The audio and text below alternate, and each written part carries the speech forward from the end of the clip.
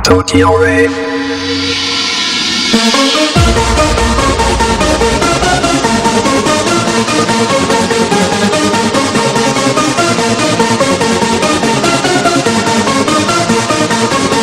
I ain't no another night, another dream, but always you.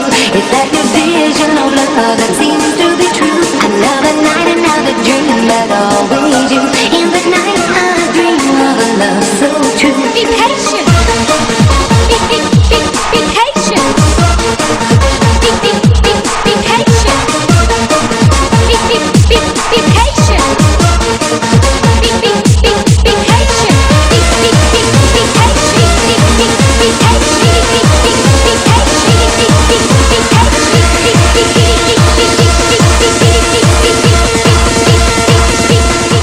Hi there. Today I want to talk about a question that I got a few months ago from Night Betty. She asked me what I thought about Western Gyaru.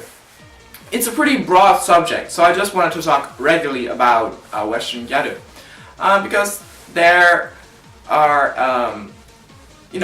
there are more Western Gyaru existing more and more every year, and it's becoming more popular. There are very talented Western Gyaru out there, and the Western Gyaru community is also developing, and thus there are more talented Western Gyaru out there and becoming more talented. There are a little bit differences when you compare them to the Japanese Gyaru. Of course, it's pretty generalizing, so it of course doesn't stand for every Gyaru. But I noticed that some things stay popular longer with the Western Gyaru than the Japanese Gyaru. For example, the usamimi and para are still very popular with the Western Gyaru today, even though that para is far more popular with the Western Gyaru than the usamimi, but you still see usamimi in the Western Gyaru community so now and then. And if you look at the Japanese Gyaru community, these things pretty much don't exist anymore. Obviously there are still para tracks are being made, but I think most of the audience are young girls. This year I met one Japanese person who was interested in para, and she was a high school girl, a high school Gyaru. She had a lot of fun doing para, she said, but all like the older girls that I met during clubbing, so from ages 20 and up, they were not interested in para at all, even though many of them told me that they used to do it. I don't necessarily think it's a bad thing, but the thing is, in Japan, trends change very fast. You know, it's the same thing with clubs. For example, I think 3 years back, 2 years back, something like that, there was this club called Spaceship Yellow or Space Club Yellow. I don't know exactly how it was, because it was the only club where I got rejected for being too young. But that club doesn't exist anymore. It's closed, and it was a pretty young club, and it happens a lot with the clubs in Japan and other stuff in Japan, because the Japanese people get bored really fast. Of course, this is quite generalizing, so this doesn't count for every Japanese out there, but it is something that you see in the Japanese community, that things change quite fast or stop to exist quite fast. It's the same like with idols. You know, they have their period, and then they, after that period of popularity is over, they get replaced with new ones, and that goes pretty quick. So I think it's a very good thing that the Western Gyaru is out there and is being noticed, and I fully support it. But of course there are some rotten apples in it, and it's only a few of them, but they make a pretty big stain on the word Western Gyaru, because frankly these Gyaru are pretty bitchy against other Western Gyaru. And it even is to an extent that some other Western Gyaru, or people who want to become Gyaru, are afraid to do it or to continue doing it. For example, for me, I got into the sort of like Gyaru community this year for the first time. I was already doing Gyaru for 2.5 years, or well, it's now 2.5 years, but by then I was probably doing it for 2 years. And the reason why I didn't want to have anything to do with the Gyaru community on the internet was that I heard only bitchy stuff, and that they say the meanest things, and it's obviously not all true. I met plenty of really nice Western Gyaru, and the community is pretty good out there. But like I said, there are a few rotten apples that spoil the fun for some people. For example, I saw some things where some Gyaru would say towards other Gyaru that, for example, Hitler was a better person than they are, which is absolutely doesn't make any sense. Or someone wished someone else to die of a disease that she had or something. It was a lethal disease.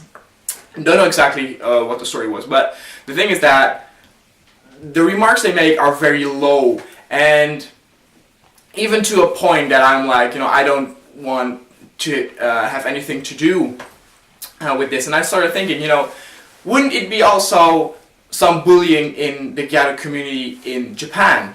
And obviously there is, because on the Japanese high schools, bullying is quite a big problem. So there's, bullying is a phenomenon known in Japan.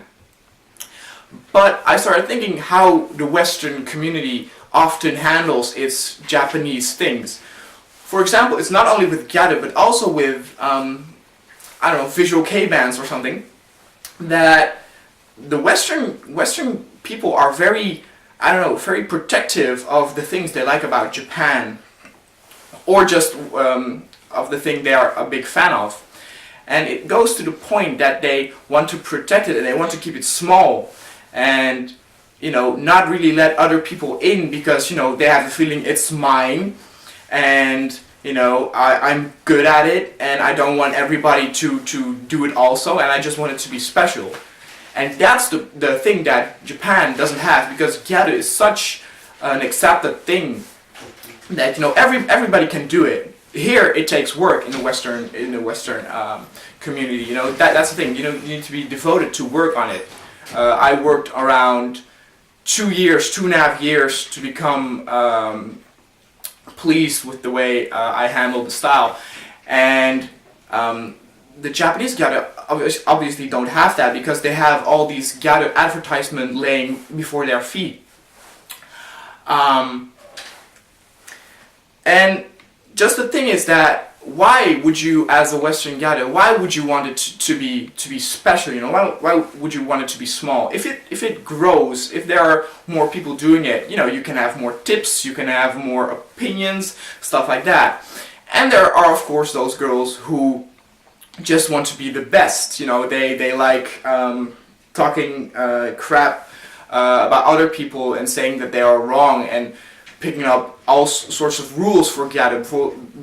For example, I read somewhere that someone wrote all these rules of what you need to do to be Gyaru, and one of them was Gyaru always have arched eyebrows. And I was like, so if I have everything else right, and only your eyebrows aren't arched, does that mean you are not a Gyaru? Of course not. And that's the thing. Be more open to it. You have those girls who are also who want to know everything, who have an attitude like, yeah, I'm the best Gyaru out there. I know everything about Gyaru. I read all the magazines. I read all the papers. I do everything Gyaru. I live and breathe Gyaru. But that's actually a bad thing, because if you think about it, isn't it rather sad if your whole life only revolves around that thing? Of course, it can be your biggest passion. It's the biggest passion of mine. But, you have a life, so you know, hang out with your friends, do other stuff, just go shopping, stuff like that. And you know, don't only, you know, it's weird because for one, my wish wouldn't want to be, you know, I don't want to know everything about Gyaru because then there would be nothing to learn. I actually said this in my very first video, and you know, I'm still of that opinion. You know, I don't know everything about Gyaru and Gyaru, but that makes it more fun because I can learn new stuff. For example, I still learn things about some of the comments that you guys are posting, so I'm very grateful for that. And yeah, just ignore those rotten apples. You know, they're out there. They're pretty loudmouth, but like I said, there are enough very talented Western Gyaru out there, and I fully support the Western Gyaru community, and I think we should all grow and become more talented.